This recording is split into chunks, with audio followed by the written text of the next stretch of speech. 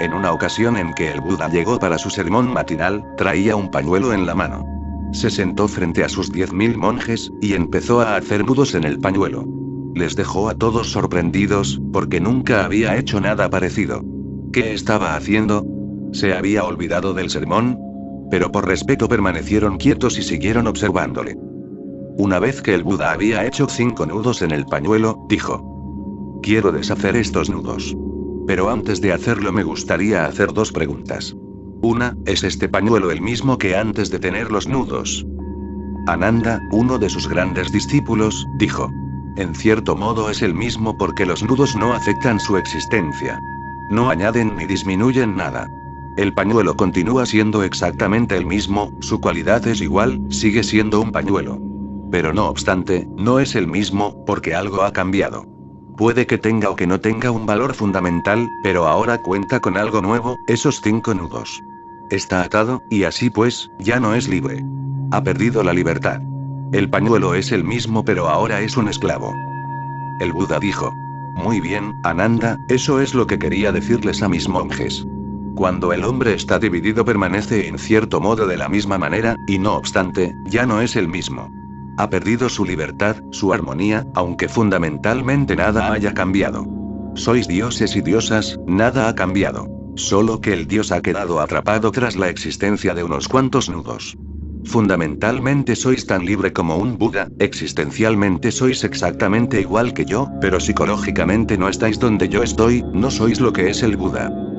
Existencialmente, todos somos Budas, pero psicológicamente habitamos mundos distintos y particulares. Estos nudos. El Buda hizo a continuación la segunda pregunta. Monjes, tengo otra pregunta que haceros, ¿qué debería hacer para deshacer estos nudos? Sariputra, otro de los monjes, se puso en pie y dijo: si queréis deshacerlos permitid que me acerque, que los observe. Porque a menos que sepa cómo se han anudado, no habrá manera de saber cómo pueden deshacerse. ¿Qué proceso se ha utilizado para atarlos? ¿Cómo han sido creados? Solo sabiendo eso podrán desatarse. Permitid que me acerque. Y no hagáis nada antes de que pueda mirar, porque si hacéis algo sin saber cómo han empezado a existir los nudos, se pueden llegar a crear nudos todavía más sutiles. Puede resultar todavía más difícil. Puede llegar a ser imposible desatarlos. Y el Buda dijo: correcto, Sariputra, eso es exactamente lo que quería decir. Antes de que uno comprenda cómo realizar, debe entender qué es lo que le falta. ¿Cuáles son las causas de su miseria? ¿Cómo llegó a estar dividido? ¿Cómo sucedió tal imposible, que lo indivisible se haya dividido, que la beatitud absoluta se haya convertido en miseria, que los dioses hayan caído prisioneros? ¿Cómo ha sucedido? El cómo debe llegar a conocerse con muchísima precisión, así que primero exploraremos el cómo conseguirlo. Podemos empezar con Platón. Está en la base de la mente moderna. Con él empezó clara y lógicamente la división. Debe haber existido antes que él, pero nunca fue argumentada de manera tan lógica. Nunca fue expuesta antes por un genio como Platón. Y desde entonces, durante estos 2000 años, la división ha llegado a creerse. Y si uno cree ciertas cosas durante 2000 años, esas cosas acaban por convertirse en una realidad. Una creencia tiende a convertirse en una realidad. Una creencia hipnotiza, y poco a poco empieza a funcionar como si fuese real. Platón afirmó que el comportamiento humano fluye desde 3 fuentes principales: conocimiento, emoción y deseo. Esta es la primera indicación de una división nítida del ser humano. El ser humano está dividido en 3: conocimiento, emoción, deseo. El conocimiento tiene su origen en la cabeza, la emoción en el corazón, y el deseo en los genitales. Cabeza, corazón y genitales, esas son las 3 divisiones. Claro está, la cabeza es la más elevada. El hombre que vive a través de sus genitales es el más bajo. En la India lo llaman Sudra, intocable. Y el hombre que vive en la cabeza es el más elevado. En la India lo llaman Brahmin. Y todo el resto está entre ambos, con diversos grados de emocionalidad. Estas 3 divisiones no son solo una creencia. Han penetrado de manera tan profunda en la consciencia humana, que ahora la consciencia humana existe como 3. Estás dividido, ya no eres uno. Ahora eres 3. Uno es el rostro sexual, muy privado y que ocultas en la oscuridad. El segundo es el rostro emocional, que no es tan privado, pero que sigue siendo particular, y solo lo exhibes de vez en cuando. Si alguien muere y lloras, entonces está bien. Pero por lo general no lloras ni gimes, o lo dejas para las mujeres, porque no son criaturas tan elevadas como el hombre. El chauvinismo masculino está por todas partes. A la mujer no se la acepta como Brahmin, y son muchas las religiones que la han negado, que han dicho que no será capaz de entrar en el reino de Dios como mujer. Primero deberá nacer como hombre, y solo entonces podrá ser creíble. Solo el hombre entra en el paraíso. Una mujer es una criatura inferior. La mujer solo tiene dos centros, el sexual y el emocional. Carece de intelecto. Así que, claro está, puede llorar, gemir, reír y exhibir sus emociones, y ser sentimental. El hombre rara vez, en contadas situaciones, permite aflorar sus emociones. El sexo es absolutamente privado. Las emociones son medio privadas y medio públicas. Y el intelecto es absolutamente público. Eso es lo que se va enseñando por todas partes, lo que se exhibe. Razón, lógica, conocimiento, eso es lo importante. 2000 años más tarde, Sigmund Freud vuelve de nuevo con la misma división. De alguna manera, el hombre ha llegado a aceptar tan profundamente las divisiones, que se han convertido en algo inconsciente. Freud también dice que la razón es el rey, la emoción la reina, y el sexo la sirvienta, y claro está, larga vida al rey. Destruye la sexualidad, destruye la emoción, y lleva toda tu energía hacia la cabeza. Permanece colgado en la cabeza. Pero sin sexo desaparece toda alegría. Y sin emoción desaparece toda suavidad y sensibilidad. Con la razón te tornas seco como un desierto, una tierra baldía, en la que nada crece. En la autobiografía de Charles Darwin se dice lo siguiente. Es muy revelador. Darwin escribió, la poesía de muchos tipos me proporcionó gran placer de niño, incluso ya siendo un joven. Antes, lo que me daba gran alegría era la pintura y la música, que me encantaba. Pero desde hace muchos años no soporto leer ni una línea de poesía. Lo he intentado, pero me resulta tan intolerablemente aburrido, que me provoca náuseas. También he perdido todo gusto por la pintura y la música. Mi mente parece haberse convertido en una especie de máquina que tritura leyes generales a partir de grandes masas de hechos. No puedo concebir cómo eso puede haber causado la atrofia de esa parte del cerebro, de la que dependen los gustos más elevados. La pérdida de esos disfrutes es una pérdida de felicidad. Así escribió en su vejez. Que había perdido todo gusto por la poesía. De hecho, le daba náuseas. No toleraba la música. No dice nada acerca del amor, porque si la poesía le daba náuseas y la música se había convertido en algo intolerable, el amor debía resultarle imposible. ¿En qué clase de hombre se convirtió Darwin? Él mismo confiesa que se había convertido en una especie de máquina. Eso es lo que le está sucediendo a la mayor parte de la humanidad. Todo el mundo se ha convertido en una máquina, en máquinas grandes y pequeñas, en máquinas más o menos hábiles, pero todo el mundo se ha convertido en una máquina. Y entonces todas las partes negadas se te rebelan, provocando una guerra constante. No puedes destruir la sexualidad. Puedes trascenderla. Sí, pero no destruirla. Y tampoco puedes destruir tus emociones. El corazón sigue funcionando y tejiendo sueños. Tal vez lo hace de manera subterránea, porque te muestras contrario a ello, tal vez desaparecen en el subconsciente, en una oscura y profunda cueva, donde subsisten, pero siguen vivos. Las emociones pueden transformarse, pero no destruirse. No pueden destruirse ni el sexo, ni el corazón.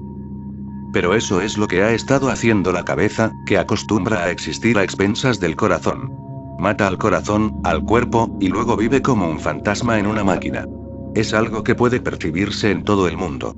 Cuanto más educación tiene una persona, menos viva está. Cuanto más sabe, menos vive. Cuanto más fluida es en abstracciones y conceptos, menos y menos fluye. Una persona confinada en la cabeza pierde la alegría de vivir. La observación de Charles Darwin es perfecta. Dice, ¿qué es lo que me ha pasado? ¿Por qué he perdido toda mi felicidad? ¿Por qué ha desaparecido mi deleite y alegría? Pues sucede porque os lleváis toda vuestra energía a la cabeza, sin dejar nada a la sexualidad, porque permitid que os lo recuerde, toda la alegría proviene de la sexualidad. Cuando utilizo la palabra sexualidad no solo quiero decir genitalidad. Lo genital es solo una experiencia y expresión de lo sexual muy diminuta. Lo sexual es algo enorme. Al decir sexualidad me refiero siempre que vuestro cuerpo está vivo, sensual, cuando vibra y palpita, que es cuando os encontráis en un estado sexual. Puede que no tenga nada que ver con lo genital. Por ejemplo, cuando bailáis sois sexuales. Un bailarín es sexual, la energía del baile es sexual. No es genital, porque puede que no penséis para nada en el sexo, que lo hayáis olvidado por completo. De hecho, la sexualidad es cuando te olvidas totalmente del sexo y te fundes en cualquier participación profunda con la totalidad del cuerpo. Puede ser nadando o corriendo por la mañana. Cuando has corrido la primera o segunda milla, llega un momento en que las cosas empiezan a fluir y dejas de seguir en la cabeza. Te conviertes en el cuerpo, eres el cuerpo. Empiezas a funcionar como un ser vivo, como hacen los árboles y los animales. Te conviertes en tigre, o pavo real, o un lobo. Te olvidas de la cabeza. Te olvidas de la universidad, de los títulos, y no sabes nada de nada, solo eres. De hecho, al cabo de 3 o 4 millas, vas dejando de concebirte a ti mismo como una cabeza. Surge la totalidad. Uno se olvida de Platón, desaparece Freud, y se esfuman todas las divisiones, porque eran superficiales, y en lo más profundo de ti mismo se va afirmando tu unidad. Al correr con el viento de cara a primera hora de la mañana, cuando todo está fresco, cuando la existencia empieza a disfrutar de una nueva alegría, cuando se empieza a bañar en el deleite de un nuevo día, y todo es joven y fresco, el pasado desaparece. Todo empieza a salir del profundo descanso de la noche, todo es inocente, primitivo, y de repente desaparece incluso el corredor. Solo está el correr. No hay ningún cuerpo que corra, solo el correr. Y poco a poco ves que surge la danza con el viento, con el cielo, con los tiernos rayos del sol, con los árboles, con la tierra. Estás bailando. Empiezas a sentir el pulso del universo. Eso es sexual. Nadar en el río es sexual. Copular no es lo único que hay sexual. Cualquier cosa con la que palpita completamente tu cuerpo, sin inhibiciones, es sexual. Así que cuando utilizo la palabra sexual, hago referencia a esta experiencia de totalidad. La genitalidad solo es una de las funciones de la sexualidad. Se ha convertido en demasiado importante, porque hemos olvidado la función completa de la sexualidad. De hecho, vuestros denominados guías espirituales os han convertido en pero muy genitales. Toda la culpa la tienen vuestros santos y guías espirituales, ellos son los culpables, los criminales. Nunca os han hablado de qué es la auténtica sexualidad. Poco a poco, la sexualidad se ha ido confinando a los genitales. Se ha convertido en algo localizado, dejando de ser total. La genitalidad localizada es horrible, porque lo máximo que puede proporcionarte es un alivio. Nunca podrá darte un orgasmo. Eyacular no es tener un orgasmo, las eyaculaciones no son orgásmicas, y los orgasmos no son una experiencia cumbre. La eyaculación es genital, el orgasmo es sexual, y una experiencia cumbre es espiritual. Cuando se confina la sexualidad a los genitales solo puedes obtener alivio. Solo pierdes energía, pero no ganas nada. Es algo estúpido. Es como el alivio que proporciona un buen estornudo, pero nada más. Carece de orgasmo, porque no palpita todo el cuerpo. No estás en una danza, no participas con tu todo, no es sagrado. Es muy parcial, y lo parcial nunca puede ser orgásmico, porque el orgasmo solo es posible cuando está implicado todo el organismo. Cuando palpitas del dedo meñique del pie a las puntas de los pelos de la cabeza, cuando palpitan todas las fibras de tu ser, cuando bailan todas las células de tu cuerpo, cuando en tu interior hay una gran orquesta, y cuando todo baila, entonces hay orgasmo. Pero todo orgasmo no es una experiencia cumbre. Cuando palpitas interiormente de manera total, eso sí es un orgasmo. Cuando tu totalidad participa con la totalidad de la existencia, entonces se trata de una experiencia cumbre. Y la gente se ha decidido por la eyaculación, han olvidado el orgasmo, y se han olvidado por completo de la experiencia cumbre. No saben qué es. Y como no pueden alcanzar lo más elevado, se confinan a lo inferior. Cuando se puede alcanzar lo más elevado, cuando puedes lograr lo mejor, lo inferior empieza a desaparecer por sí mismo, de manera natural. Si me entiendes, el sexo se transforma, pero no la sexualidad. Te harás más sexual. ¿Dónde va a parar el sexo? Se convierte en tu sexualidad. Vivirás con más intensidad, con más ardor. Vivirás como una gran ola. Te convertirás en una tormenta, en un enorme viento que sacudirá los árboles y las montañas. Será como una marea, como una inundación. Tu vela arderá por ambos extremos a la vez, de manera simultánea. Y en ese momento, aunque solo puedas vivirlo durante un momento, será más que suficiente, probarás la eternidad. La división ha persistido en las mentes de filósofos, pedagogos, políticos y pundits, desde los tiempos de Platón hasta Freud. Esa división se ha convertido ahora en algo casi real. No piensas en tus genitales como si fueses tú. Empiezas a pensar como si se tratase de algo que te pertenece, pero de lo que estás separado. Hay gente que incluso le pone nombre a sus genitales. Entonces la separación ya es completa. Los utilizan como instrumentos. Uno no es los genitales, sino que los usa. La división es entonces completa e irremediable. Siempre piensas en ti mismo como si fueses la cabeza, considerando el resto del cuerpo como algo separado. ¿Alguna vez has pensado en ti mismo siendo los pies, las manos, la espalda, o la sangre que circula por tu interior? No. Tu identidad permanece en la cabeza. La cabeza es el rey. ¿Y quién quiere identificarse con el esclavo, con el sirviente, o tan siquiera con la reina? La teología ha evolucionado partiendo de esta división, recuérdalo. Primero es la cabeza, luego el corazón, y en tercer lugar están los genitales. Dios solo tiene la primera. Lo segundo y tercero no existen. Dios no tiene emociones ni sexualidad. Esa es la definición de Dios de casi todas las religiones, excepto en el Zen. También está el santo. El santo cuenta con lo primero y lo segundo, pero no con lo tercero. Tiene razón, intelecto, intelectualidad, emociones y corazón, pero no sexualidad. A continuación viene el ser humano normal y corriente. Tiene las tres cosas, primera, segunda y tercera. Luego está el pecador. Carece de la primera, de inteligencia, razón o cabeza, y solo cuenta con la segunda y tercera, emociones y sexualidad. Y en último lugar está el diablo, que solo tiene la tercera. Las dos primeras están ausentes, no hay razón ni emoción, solo sexualidad. Por ello, en Oriente, y sobre todo en la India, el nombre del diablo es Kamadeva, el dios del sexo. Totalmente acertado. Así que esta es la división teológica. Dios, solo cabeza. Demonio, solo sexo. El pecador se acerca más al demonio, y tiende a ir al infierno. El santo está más cerca de Dios, y se halla destinado al cielo. Y entre ambos está el pobre hombre, que cuenta con las tres cosas, y que claro está, sufre más conflictos que los otros tres. Cuando tienes las tres cosas, también tienes más conflictos. Pero ese no es un concepto zen. Es cristiano, musulmán, hinduista, pero no zen. El zen cuenta con una comprensión radical de la vida, una comprensión fresca. El zen dice que Dios es el todo, por lo que Dios tiene las tres cosas, pero carece de conflicto. Las tres mantienen una profunda armonía entre sí, bailando juntas. No se pelean, sino que se abrazan. Y eso es trascendencia. Como no hay conflicto, hay trascendencia. En Dios el sexo se torna sensualidad. Dios es sensual. El sexo cobra vida, se convierte en divertido, alegre, en un juego. Las emociones se tornan sensibilidad, compasión y amor. Y la razón se convierte en comprensión, conciencia y meditación. Se trata de una perspectiva del todo distinta. No se niega ni excluye nada. El Zen lo abarca todo. Nunca dice no a nada. Lo acepta todo y lo transforma en una realidad más elevada. Es muy sinérgico. El Zen es una plenitud sinérgica. Todas las energías deben reunirse y convertirse en una. Nada debe negarse, porque si niegas algo serás ese algo menos rico. Piensa en un Dios, en el Dios cristiano, que no tiene sexo, ni emociones. ¿Qué clase de Dios puede ser? Al tener solo intelecto sería un poco rígido. Para eso podrías venerar a un ordenador, a una computadora. Un ordenador, eso es lo que es el Dios cristiano. Solo la cabeza.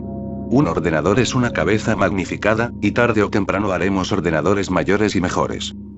Un día acabaremos construyendo el ordenador perfecto. Será exactamente lo que se ha propuesto que sea ese Dios, solo la cabeza. El ordenador carece de sensualidad, de sexualidad y de emociones. El ordenador no llorará si alguien muere, el ordenador tampoco reirá, ni lo celebrará si alguien nace, y el ordenador no se enamorará, el ordenador no es tan tonto. Un ordenador es solo cabeza, pura cabeza. Imagínatelo. Te han sacado la cabeza fuera del cuerpo, fuera de tu totalidad, que ahora palpita en un sitio mecánico, alimentado por máquinas. Y lo único que tienes que hacer es pensar, y nada más que pensar. Eso es lo que ha estado haciendo Dios. Pero no según el Zen. El universo, la totalidad, es tan rica que lo incluye todo. La diferencia entre Dios y el ser humano, no es que Dios tenga una cosa y el ser humano tres. La diferencia es que el ser humano tiene tres que se pelean, y Dios tiene tres en armonía. Esa es la única diferencia, que no sabes cómo armonizarlas. El día que lo sepas serás un Dios. Cuentas con todo lo que básicamente se requiere para ser un dios. Es casi como dicen los sufís. Tienes la harina, el agua, la sal y el aceite, y el fuego está encendido y estás ahí sentado, hambriento, y sin saber cómo hacer pan. El hambre no desaparecerá a menos que hagas pan. El pan está hecho a base de agua, harina, aceite, sal y también cuenta con el elemento fuego. Así puedes digerirlo. Cuentas con todo lo que necesitas para ser un dios, y tienes hambre. Dispones de todo lo necesario, no te falta nada, pero no sabes cómo convertirlo en una plenitud sinérgica. Para el Zen, espiritualidad significa totalidad. Para el Zen, sagrado significa totalidad. Incluye y transforma todo. Todo debe ser incluido y trascendido. Cuando se incluye todo surge un equilibrio. Y eso significa exactamente que las cosas son iguales. El sexo no es la sirvienta, ni el corazón la reina, ni la razón el rey. Todos son iguales. Permite que te lo repita. A menos que pienses en términos de igualdad, nunca alcanzarás el equilibrio. Todas las partes son iguales. Ninguna de ellas es el amo y señor, ni la criada. Esa es la revolución Zen, todas las partes son amos, señores, y criadas. Hay momentos en que el sexo se sienta en el trono, y hay otros en los que las emociones ocupan ese lugar, y aún otros en los que la razón está entronizada, pero ninguno de ellos lo está de manera permanente, sino que tiene lugar una rotación. Eres una rueda en rotación, y esas tres partes son los radios. A veces uno de los radios aparece arriba y otras veces abajo, pero los tres sostienen la rueda. Ese debe ser el significado de la Trinidad cristiana, y el de la Trimurti hinduista, los tres rostros de Dios. Un Dios detrás de todo, con tres rostros. Ninguno es el rey, ni la reina, ni la sirvienta. Todos son señores y sirvientes. Eso significa que nadie es amo y nadie es sirviente, sino que son juntos. Se sostienen entre sí, viven entre sí, y entre ellos existe una gran amistad. Entabla amistad con tus tres elementos. No te identifiques solo con uno, o empezarás a quererlo instaurar en el trono para siempre. Entabla amistad con los tres, respeta a los tres y recuerda que eres los tres, y que no obstante estás en el centro de todos ellos. Imagina un triángulo, uno de los ángulos es la sexualidad, otro es la emocionalidad, y el restante es la intelectualidad.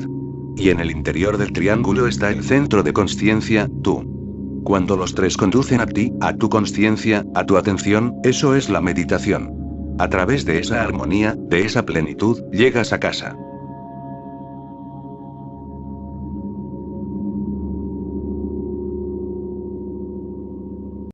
De estos 2000 años, la división ha llegado a creerse. Y si uno cree ciertas cosas durante 2000 años, esas cosas acaban por convertirse en una realidad. Una creencia tiende a convertirse en una realidad. Una creencia hipnotiza, y poco a poco empieza a funcionar como si fuese real. Platón afirmó que el comportamiento humano fluye desde tres fuentes principales: conocimiento, emoción y deseo. Esta es la primera indicación de una división nítida del ser humano. El ser humano está dividido en tres: conocimiento, emoción, deseo. El conocimiento tiene su origen en la cabeza, la emoción en el corazón, y el deseo en los genitales. Cabeza, corazón y genitales, esas son las tres divisiones. Claro está, la cabeza es la más elevada. El hombre que vive a través de sus genitales es el más bajo. En la India lo llaman Sudra, intocable. Y el hombre que vive en la cabeza es el en nada. El pañuelo continúa siendo exactamente el mismo, su cualidad es igual, sigue siendo un pañuelo. Pero no obstante, no es el mismo, porque algo ha cambiado. Puede que tenga o que no tenga un valor fundamental, pero ahora cuenta con algo nuevo, esos 5 nudos. Está atado, y así pues, ya no es libre. Ha perdido la libertad. El pañuelo es el mismo pero ahora es un esclavo. El Buda dijo: muy bien, Ananda, eso es lo que quería decirles a mis monjes. Cuando el hombre está dividido permanece en cierto modo de la misma manera, y no obstante, ya no es el mismo. Ha perdido su libertad, su armonía, aunque fundamentalmente nada haya cambiado. Sois dioses y diosas, nada ha cambiado. Solo que el dios ha quedado atrapado tras la existencia de unos cuantos nudos. Fundamentalmente sois tan libre como un Buda, existencialmente sois exactamente igual que yo.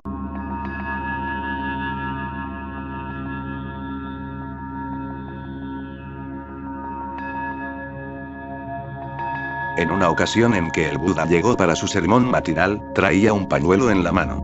Se sentó frente a sus 10.000 monjes, y empezó a hacer nudos en el pañuelo. Les dejó a todos sorprendidos, porque nunca había hecho nada parecido. ¿Qué estaba haciendo? ¿Se había olvidado del sermón? Pero por respeto permanecieron quietos y siguieron observándole. Una vez que el Buda había hecho 5 nudos en el pañuelo, dijo: quiero deshacer estos nudos.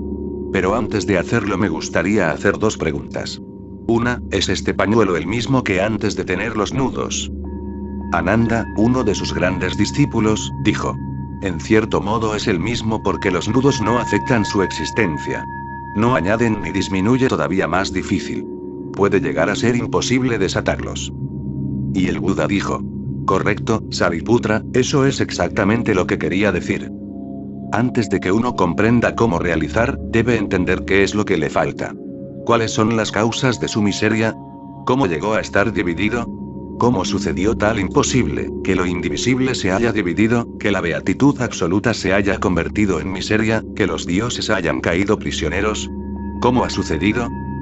El cómo debe llegar a conocerse con muchísima precisión, así que primero exploraremos el cómo conseguirlo. Podemos empezar con Platón. Está en la base de la mente moderna. Con él empezó clara y lógicamente la división. Debe haber existido antes que él, pero nunca fue argumentada de manera tan lógica. Nunca fue expuesta antes por un genio como Platón. Y desde entonces, pero psicológicamente no estáis donde yo estoy, no sois lo que es el Buda. Existencialmente, todos somos Budas, pero psicológicamente habitamos mundos distintos y particulares. Estos nudos. El Buda hizo a continuación la segunda pregunta. Monjes, tengo otra pregunta que haceros, ¿qué debería hacer para deshacer estos nudos? Sariputra, otro de los monjes, se puso en pie y dijo: si queréis deshacerlos, permitid que me acerque, que los observe. Porque a menos que sepa cómo se han anudado, no habrá manera de saber cómo pueden deshacerse. ¿Qué proceso se ha utilizado para atarlos? ¿Cómo han sido creados? Solo sabiendo eso podrán desatarse. Permitid que me acerque. Y no hagáis nada antes de que pueda mirar, porque si hacéis algo sin saber cómo han empezado a existir los nudos, se pueden llegar a crear nudos todavía más sutiles. Puede resultar